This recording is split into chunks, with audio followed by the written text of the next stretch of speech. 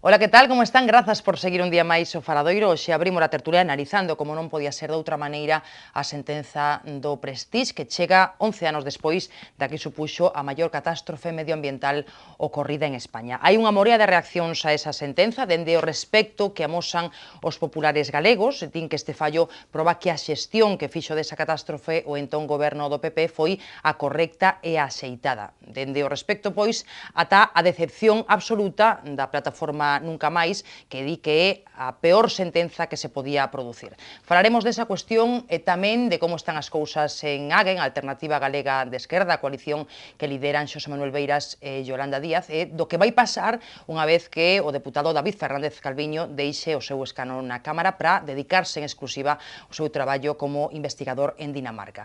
E temos que falar tamén de como están as cousas no PSDG, en particular do que onte desvelaba o exalcalde socialista de Vigo, Carlos González Príncipe, 21 casos de suposto enchufismo de familiares e achegados a cargos socialistas na cidade olívica. Bueno, eses son os temas.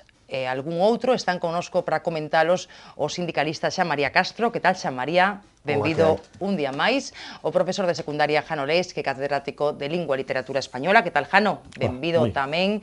E o xornalista Arturo Maneiro, presidente da Asociación de Periodistas de Galicia. Hola, Arturo. Benvido un día máis. Bueno, pois xa vedes que temos, como sempre, moitos temas, pero temos que empezar, fieis o noso costume, en clave local, falando un día máis de investigación xudicial sobre o accidente ferroviario de Angrois. Onte coñecíamos un informe de Renfe que di que moi posiblemente a conversa telefónica que mantiveron o maquinista e o interventor xusto antes de que se producira ese sinistro, pois provocou unha desorientación momentánea no maquinista. El, o maquinista Francisco José Garzón, é neste momento o único imputado, despois de que a Audiencia Provincial da Coruña decidira levantar a imputación dos cargos e técnicos de Adif que foran chamados a declarar por o xuiz Luís Araez, o xuiz instructor. As asociacións de víctimas dese accidente non lles gustou a decisión e piden que se depuren responsabilidades políticas, así que eu quero empezar por aí. Non sei se vos credes que o proceso vai ben, non? Vai ben encamiñado logo desa decisión da Audiencia Provincial da Coruña e que deixa un único imputado. Por exemplo, Jano, ti como ves? Bueno, vamos a ver, eu sempre coas decisións judiciais son extremadamente prudente. Me parece que non hai, en principio, acatalas, sen máis. Quero pensar que neste caso, cando a Audiencia Provincial, cando nos abriu todo un proceso de investigación e cando toma a decisión de desimputar aos técnicos da DIF e, por tanto, centrar a imputación, a única responsabilidade no conductor, no maquinista do tren, é porque se fixo ese traballo de investigación e se chega a esa conclusión e, por tanto, en principio, tampouco teño nada que obxetar. Ben é certo que este tipo de traxedias que sempre provocan na ciudadanía unha situación emotiva moi especial, donde, diante da magnitude da traxedia sempre se trata de buscar outro tipo de responsabilidades que sempre hai que depuralas, creo que eso foi o traballo que fixo a Audiencia Provincial, depuralas, porque evidentemente podía ocurrir que no seu momento, cando se construíu a vía, houbera deficiencias de tipo técnico, ou xa non quero falar de outro tipo de comportamentos incorrectos por parte das autoridades no seu momento. Todo eso descartado, en principio, por parte das autoridades judiciais, claro, centran o problema na responsabilidade, na suposta responsabilidade do maquinista. Xa sei que, insisto, que moitas veces nestas cousas sempre nos gusta mirar cara arriba e neste país, ademais, hai unha especie de deporte nacional sempre de botarlle a culpa ao goberno, ao Estado, como se o Estado ou o goberno non fóramos todos, en certo modo, que pode estar xustificado nun primeiro momento, volvo a repetir, depurar responsabilidades. Depuradas as responsabilidades, se centran na imputación no maquinista, en principio non teño moito máis que decir. Comprendo que a dor e o estado de ánimo de moitísima xente de que poida entender que hai outro tipo de responsabilidades, pero en todo caso, creo que ainda hai tempo tamén para poder chegar a outro tipo de conclusións ao respecto. A ver, Arturo, Xan, como vedes vos? Estou casi de acordo. Está claro que cando hai unha situación emotiva deste estilo sempre se buscan culpables. E logo hai outro asunto tampouco que non se pode esquecer, e é que o feito que exista responsabilidade na administración do Estado ou non, eso ten unhas repercusión económicas importantes, que decir, a hora de facer indemnizacións, por iso eu entendo que sempre que hai algún accidente deste estilo, os abogados procuran que se poida implicar nel ao Estado, porque iso obrigaría a ter unhas indemnizacións maiores. Se só hai un imputado, pois van a ser unhas indemnizacións dos seguros, nada máis, e non a responsabilidade subsidiaria da administración. E, bueno, pois, eu entendo todo este tema, pero tamén é certo que todos desde o principio sabíamos que tiñamos unha certa certeza que era un problema de velocidade. Eu recordo aquí nesta casa Xaime Barreiro dicindo: se a min me dicen que isto vai a suceder, digo que é imposible polos avances técnicos e polas situacións desta línea. Me din isto antes e digo, é imposible que se produza este accidente. E se produciu. Que técnicamente parece que estaba todo bastante ben preparado. Xan, ti que opinas? Bueno, a mí me parece que, por suposto, empezo dicindo que eu acato tamén a sentencia, pero non quere dicir que... A decisión da audiencia. A sentencia non, a decisión, que ahora estaba con a cabeza noutro tema. Non Prestige, pero eso ven despois falamos do Prestige. Sí, bueno. Pero hai unha cuestión, non? A mí me parece que aquí se abriron tamén unhas expectativas grandes en un determinado momento, non? Cando se dixo que se podía, que aparecían como posibles imputados, eu creo que se abriu tanto a man e despois de repente desaparece todo, non? E en todo caso, pois a min é unha cousa que me sorprende bastante, non? Partindo da base que me parece lógico que se impute ao maquinista, eso xa o dixen desde o principio, foi o que tuvo erro, hai a conversa tamén del co interventor, bueno, o interventor consideraron oportuno en todo caso non imputalo, o mismo que o resto dos cargos, pero me queda pois unha certa inquedanza en relación co tema. E isto seguramente enlazará con máis temas destos judiciais, non? Que a veces que te queda un pouco como que os de arriba, que algunha responsabilidade teñen que ter, porque senón resulta que a responsabilidade sempre a teñen os que executan as cousas e os que deciden algo, unha de dúas, ou son pouco importantes, e entón que pasen a ganar menos, o digo exagerando, ou se tan importantes son, pois algunha responsabilidade teñen que ter, non? O que pasa é que me dá a impresión tamén de que algunhas veces, aínda tendo esa responsabilidade, igual a propia legislación pois non ten contemplado ben estes temas. Non sei se a legislación ou o exercicio, en todo caso, de actuación a hora da instrucción, non o sei. Pero parece que te queda pois como unha certa desazón. E logo outra cousa, en un determinado momento se decía que non cabía responsabilidades políticas en un momento en que se estaba coas responsabilidades penales. Pois seguramente agora, pois pode ser agora, xa sei que queda recurso, pero ao mellor era o momento tamén de plantexar as responsabilidades políticas, non? Xa que tan difícil é que determinadas persoas teñan responsabilidades penais, e creo que as responsabilidades políticas, sí que é lógico que no cargo que teñen estas persoas, que haxe ese tipo de responsabilidades. Que a creación, por exemplo, dunha comisión de investigación no Congreso, que se ten pedido, de feito. A comisión de investigación está pedida, solicitada, e eu creo que aceptada no Parlamento Español, que realmente ten competencias sobre este tipo de...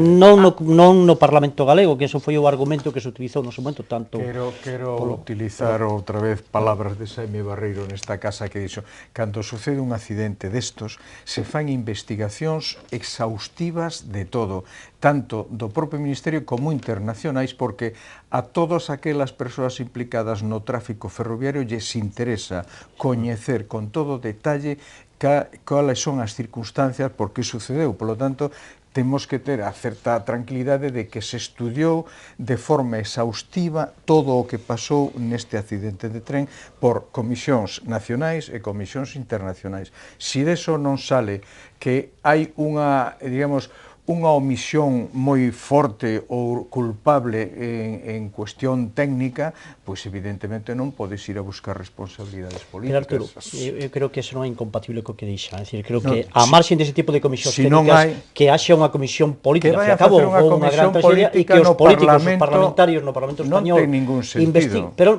non con afán de depurar responsabilidade política, senón investigar que foi o que ocorreu e, evidentemente, de acordo coas conclusións, depurar responsabilidades. Para iso terías que chamar a esa comisión parlamentaria a todos os técnicos que fixeron as investigacións dese tema. Creo que iso non é incompatible, creo que é unha función parlamentaria, abrir ante unha tragedia desta magnitude que o Parlamento español se preocupe por un problema deste tipo e que se preocupe por investigar, depurar todo tipo de responsabilidades. Me parece que é un dos labores do Parlamento, dos nosos representantes no Parlamento español.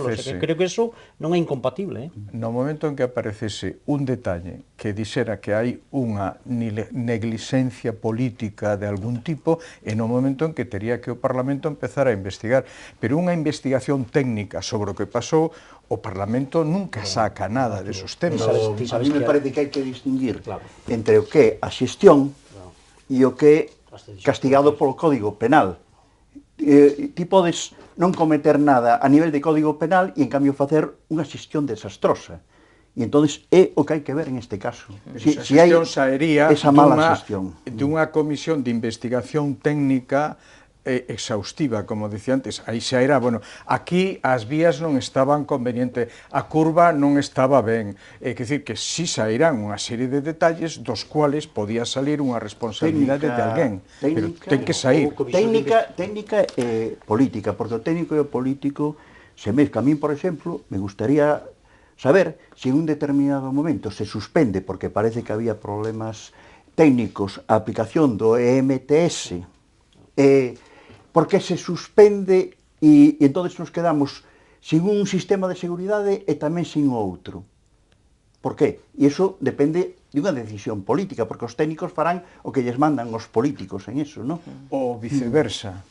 Moitas veces o político fai o que o técnico lle di. Oye, mira, aquí, porque eu non creo que un político é o que decide. Pero non, o político non creo que diga, bueno, pois pon este tipo de freno. Dice, oye, o técnico lle dirá, hai este tipo de freno, este outro, dentro deso o mellor é isto, se é que o di o técnico. En todo caso, moi breve, xa cambiamos de asunto, que non exclúe esa outra posibilidade. Houve cantidad de precedentes, non solamente en España, en outros países do mundo, donde cando isto ocurre levas ao Parlamento. Ábrese unha comisión de investigación. Comisión de investigación non é que aquí ás veces dramatizamos coas comisións de investigación. Parece que as comisións de investigación é la caza del político de turno que está en el gobierno. Comisión de investigación é para aclarar que foi o que pasou. A maior parte da comisión de investigación é un paripé. Eso lamentablemente é o que ás veces algúns se transmite á sociedade que unha comisión parlamentaria é un paripé, co cual se desprestixia a función parlamentaria. Estamos contribuindo ao desprestixio do Parlamento. Se queremos que isto todo é un paripé, pechemos os parlamentos. Pero se ao final é un paripé, se desprestixia o propio Parlamento.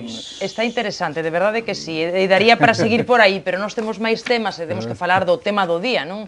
Agardemos que a sentenza sobre o accidente de Angrois non tarde tanto como a do Prestige, non? Que se facía pública esta mañá 11 anos despois do afundimento do petroleiro fronte ás costas galegas. O Tribunal absolve dos principais delitos os tres acusados e exime o goberno español de sufragar os danos que se lle reclamaban. Si condena o capitán do buque, Apóstolos Mangouras, a 9 meses de prisión por un delito de desobediencia grave. E a sentenza considera que o exdirector da Marina Mercante, José Luis López Sors, non provocou o desastre con ese rumbo errático que tivo durante uns días o buque, senón que tentou solucionalo. Como dicía unha presentación, hai hoxe unha morea de reaccións, moitas en diversos sentidos. Eu quero coñecer a vosa, como recibides esta sentenza. No teu caso, Xan?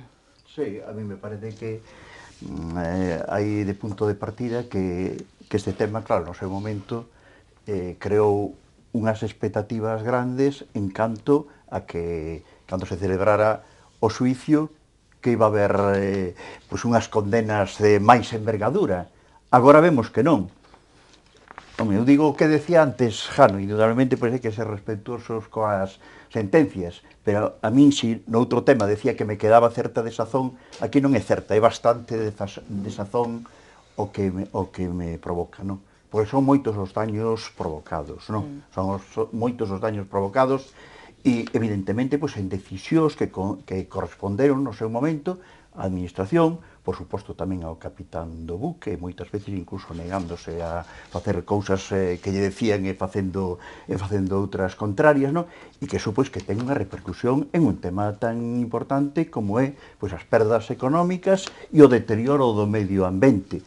Por lo tanto, a mí me parece que queda a cousa moi por baixo do que era de de esperar. A mí me dá a impresión, de todas formas, que no enfoque xurídico se decía, me parece, que aí interviron 51 abogados. E non sei se esa dispersión foi finalmente a que causou un efecto de aquí se apunta desde tantos lados que ningún dado no blanco, por decirlo de alguna forma. E a mí me dá a impresión de que algo deso tamén pudo haber. Pero bueno, non sei, ao mellor as persoas máis expertas nos temas xurídicos poderían decir máis que En todo caso, ti decepcionado, así con esa palabra, decepcionado logo desa sentenza. Sí, e non son unha persona que me guste que aquí as sentencias teñen que ser tal, fusilalos e todo eso, non son dese estilo, pero aquí realmente me sinto defraudado. No caso de Jano, tamén defraudado ou que? Comparto, sí, exactamente as mesmas inquedanzas e a mesma sensación que ven de expresar agora xa, non? Bueno, vamos a ver, primeiro, parto tamén do mesmo, respeto absoluto ás sentencias, o cal non implica tampouco que teñamos a nosa propia ou a miña propia valoración ou opinión sobre a sentenza. Evidentemente, non son xurista, como para cuestionar xurídicamente, porque este tema, a sentenza, por este tema, evidentemente, ten unha dimensión xurídica, e hai unha dimensión política do tema, que non se sometía agora, todo hai que decilo, non? Eu creo que ás veces cometemos o erro de mesturar nos procesos judiciais cuestións xurídicas con cuestións políticas. Non se estaba aquí xulgando as responsabilidades políticas se soubera, que creo que si as houbo, toma de decisións, non era este o momento nin o marco. Por tanto, desde o punto de vista xurídico non son quen para cuestionarlo. O que si é certo é que, efectivamente, hai unha sentenza. E esta sentenza, para un cidadán, lego en cuestións xurídicas, como podo ser eu e como a imensa maioría da ciudadanía deste país, pois o que a situación este de desacou, o que ven de manifestar Xan, pois creo que non, a min particularmente me embarga, e eu creo que nos embarga a todos, e hoxe na rede, así estaban as redes. Botaban fume, a verdade. Que botaban fume. Claro, porque a conclusión que un chega é que dá a sensación de que aquí ou non pasou nada, hai 11 anos, parece que aquí non pasou nada, que todo foi un pesadelo ou que foi unha especie de conspiración xudeo-masónica dos sectores progresistas deste país para derrubar a un goberno, ou ben que si pasou, e, polo tanto, que os responsables señan, ao final, pois, como me decía un amigo meu, pois a ver se agora vai resultar que os responsables eran os voluntarios que se dedicaron ali a limpeza das praias. Ou ben, a outra posibilidade tamén, é que lle botemos a culpa ao barco, o barco está fundido, e, polo tanto, o barco, como non ten personalidade xurídica, pois non hai nada que decir ao respecto. Entonces, bueno, esta é un pouco a impresión que hai na ciudadanía, claro, desto que, repercusións, o que tamén dixo xa, é dicir, dá a sensación de que, bueno, que parece ser que neste país os delitos ecolóxicos, pois que non teñen ningún tipo de penalización. É curioso, tamén o decía alguén na rede de maneira moi ingeniosa. Decía alguén, coño, neste país resulta que embadurnar, emporcar o país non ten ninguna pena e a unha rapaza por tocar o piano pois lle piden 7 anos de... Isto produce unha enorme perplexidade na ciudadanía. Que pasa? A ver que remata Jano, que Arturo quere respondervos. Unha confusión tal de conceptos que non... Pero que a dimensión política non entra agora porque non é a cuestión da sentencia. Que é o que boteu de menos aquí? Quizáis unha figura ou un principio que si figura na legislación anglosajona. Eu son un gran admirador, teño que recoñecelo, do mundo anglosaxón. E concreto, cando foi o Exxon Valdez a aplicar. Os americanos distinguen entre o que eles chaman punitive damage, que é dicir, penas que se pagan por evitar danos futuros ou por exemplaridade, por cuestións de exemplaridade, que foi o que eles invocaron para sancionar o tema do Exxon Valdez, e o que eles chaman o compensatory damage, que é precisamente pagar os danos producidos. Eu aquí voto de menos. Cando, ademais, na sentenza que tuve hoxe, pois me dediquei a lela así de maneira depresa e correndo, cando o propio xuiz pois chega a recoñecer na súa sentenza. La tesis máis tendida é que el Prestige forma parte de un grupo a flota de buques anticuados, inadecuados para su finalidade originaria, pero que funcionan a bajo coste e con pingos beneficios, por lo que operadores desaprensivos se sirven de ello amparándose en banderas de conveniencia. Cando se fan este tipo de afirmacións e non hai nada que de alguna maneira se condene algo de todo isto, Bueno, pois isto é quedar na absoluta impunidade. Estos americanos si o entenden perfectísimamente, e se non se consigue implicar a ninguén pola vía das reparacións polos danos ocasionados, o que se fai é para poñer en práctica a punición da máis. Decir, polo menos, como cuestión de exemplarizante e de prevención de delitos futuros de mesma índole, se toman determinado tipo de decisións e se toman determinado tipo de responsabilidades. Isto o que non pode ser é que aquí pasou o que pasou e de repente non pasou nada. Pois a ver, xa ves Arturo, Jano e Xan defraudados por esa sentenza, a ver ti que opinas? A mí me gustaría saber se están defraudados porque non se condena ninguén do goberno central ou porque non se condena a ninguén de outros asuntos. Quer dizer, a mí me dá a impresión, vamos a ver, hai unhos feitos e hai unha empresa que contaminou e que provocou o accidente. É unha armadora que ten que ser responsable de pagar todos os danos que eso ten que facelo.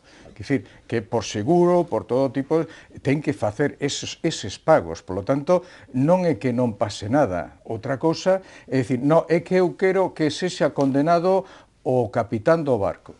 Dice, bueno, pois probablemente non se consiga nada metendo na cárcel, ainda que está condenado a 9 meses, a 9 meses ou 9 anos. 9 meses de prisión. Por desobediencia grave. Por desobediencia grave, non por o caso, porque, claro, se este fose un caso no que é unha empresa que contamina porque ten unha serie de fugas ou porque non fai as cousas ben, pois se podía buscar. Pero isto se trata de un accidente no mar, dun barco que nin o capitán o buscaba, que isto sí que o di a sentencia, ninguén das persoas ás que se acusaba nin buscaban provocar eso, nin se iban a beneficiar de ese tema. Por lo tanto, a mí me parece que moitas veces se fan acusacións ou se espera acusar a persoas nas cuales non hai suficientes motivos para as acusacións. Eu recordo, cando se comentou aquí en outros lugares, o feito de a necesidade perentoria de culpar ao director xeral da Mariña Mercante como se fose o causante do Prestige. Vamos a ver, o señor da Mariña Mercante pode ser máis ou menos capaz, incompetente, tal, pero el non é o causante desde ningún punto de vista de que o barco sea un desastre, de que rompese, de que houvese un temporal, que isto hai moita xente que se esquece. Era unha época de temporal que intentar mover o barco ou intentar metelo en terra era o maior risco que se podría poñer. Non podemos esquecer que na Coruña houbo outro accidente dun barco, o Mar Egeo, o Aegean Sea, que xustamente por facer unha maniobra intentando entrar, que non tiña o suficiente, digamos, radio para poder facela, acabou nunhas rocas. Pois isto tes cunha tempestade, dunhas olas, que o propio capitán creo que comentaba, dice que había, a veces parecía un submarino máis que o barco, porque as olas pasaban por riba do barco con toda facilidade. Intentar que con eso hora vamos pa esquerda, vamos pa dereita, e dice, oye, a mí me parece que a decisión máis lóxica é bota cuanto máis podas fora ese barco e logo saberemos o que facemos. Pero creo que eso non é nin absoluto consistente dunha imputación penal, porque el o único que fai é ver como non me chega a min este asunto aquí. Pero que intentar buscar todas as formas para que efectivamente ese, ou o ministro, non sei que, é que non ten ningún sentido. Non ten ningún sentido. Moi brevemente, o que queirades decir, con moita brevidade. No caso Mar Egeo e no caso Urquiola, o Estado español non son distintos. Son decisións desafortunadas que provocaron un desastre. E o Estado español saí condenado. Esta vez o Estado español non sae condenado por unha decisión do mesmo tipo, que a diferencia está en que no caso de Urquiola e no caso do Mar Egeo meteuse na ría de Coruña e no outro caso leváno máis adiante. Tes moito interés en que se sea condenado o Non teño moito interés, pero hai uns danos ecolóxicos e hai uns danos de todo tipo que eu creo que alguén hai que resarcir. Que tivo que pagar o goberno, tivo que adiantar e pagar. No, porque mira, no tema Manguras e no tema López Sors non está en xogo, que ninguén pense que se personaliza. No caso dunha sentencia desfavorable se personaliza nas persoas. O que hai detrás de todo iso, a posibilidade de cobrar unha indemnización no caso de Manguras do seguro da súa empresa, que agora queda absolutamente imposibilitado. E no caso de López Sors, do Estado español, porque, ao fin e ao cabo, foi o goberno ou foron responsables dos gobernos os que tomaron a decisión e obligaron ao señor López Sor. E ese tipo de decisións eso non que ten podemos... ningún sentido, Arturo, por moito que os políticos se decisións, empeñen. Non ten ningún sentido nin responsabilidade. Esas decisións non as tomou o señor López Sor. As tomou xente do ningún goberno, desde o señor Mariano Rajoy, desde o señor final, Cascos, asesorado por... Ves como ao final a decepción é porque non se condena o goberno. Vamos a ver, eso Claro, está dio a claro. sentencia tamén. Deixa de falar a Xan tamén. Foron decisións políticas Claro, que levaron a un está desastre. claro ese tema. Que o mellor, igual que nunca máis, ten que Arturo, nunca máis lle preocupa outra que señan cousa. as máis acertadas ou non, porque eu non son experto Nunca para tomar, máis pero que xa ganou provocaron a súa un desastre batalla. e que, polo tanto, alguén ten que asumir a responsabilidade. A ver, deixa de falar a Xan tamén. Eu abro máis o tema. Eu creo que hai no responsables do goberno, eu creo que Ves como As políticas son No, clarísimas. pero non están non aquí, solo, non, Pero Arturo, ahora sí. é que entonces tamén Se eu pode podo negar, non se pode negar as evidencias. A ver, que fala Xan, a ver que fala No, Xan. pero vamos a ver. A ver, agarda Si Arturo. que estamos empeñados en que teñan responsabilidades, eu tamén podo decir, ti tes responsabilidades en que non as teñan, non? Son puntos de vista distintos, non podemos decir que estamos empeñados en eso, non? Claro. Non, porque a mí me parece que tamén A decepción é esa. hai unha culpabilidade da Casa Armadora, claro que sí. A única E de feito, culpa. A única feito, Pero sair Manguras liberado, queda esa... No, claro, no, e no. esa posibilidad.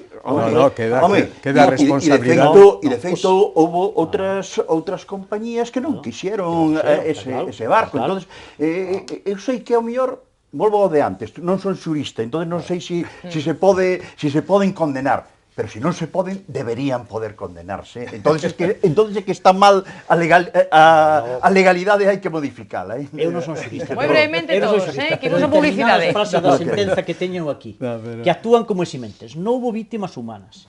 E considera aprobada a sentencia la recuperación tanto en términos económicos como ambientales de los daños ecológicos. Nadie demostró la persistencia de la afección. El sistema se recuperó con rapidez. Esto está na Totalmente sentenza. certo. Eso é verdad. Non houve danos ecolóxicos. Todo é non houve danos ecolóxicos. ¿Dónde están? Bueno, non, Arturo. ¿Dónde están? Entonces, vamos a ver, si negamos, ¿Dónde están os danos? si negamos a repercusión, a prueba está. Oye, tiviches a cantidad de personas que actúan na parte acusatoria, desde concellos de Francia, concellos de todo o norte, empresas privadas, personas, porque non é nunca máis, non é nunca máis. Eu quedei abrallado cando vin hoxe a sentencia e a cantidad de xente que actúa na parte acusatoria. De Francia, de España e de diversos países. Vamos a ver, eso é lógico. Vamos a ver, que non hai daños ecolóxicos. Eso é lógico porque... daños económicos enormes. Todo o mundo trata. Que non se van compensar. Todo o mundo trata de sacar diñeiro dunha situación destas. Os danos ecolóxicos están reparados. Os danos ecolóxicos están reparados. Os danos de posibles indemnizacións a xente que tivo danos, tanto na costa galega como noutras, están sobradamente indemnizadas. En Galicia houve un movimento naquel sobradamente indemnizados. Non están reparados. Outra cosa é que se supere a situación. É o mismo que se me dices, é que nunca máis terrorista. Nunca máis non que xa está recuperado, que ahora non se acorda todos os días de que lle mataron a un familiar. Por favor. Bueno, pois eso é o que está pasando agora en España. Non provocou tanto problema o que saian á calle os asesinos como que non condenen a ninguén en Mangoura. Agora se produce un problema. O Estado español foi condenado. Moito maior. O Estado español non é condenado. Está interesante, de verdade que sí, pero teño que facer parada para publicidade e a volta a falar de outras cuestións que son noticia, de outros protagonistas da xornada. O deputado Fernández Calviño, tanto temos falado del e do seu novo traballo como investigador en Dinamarca.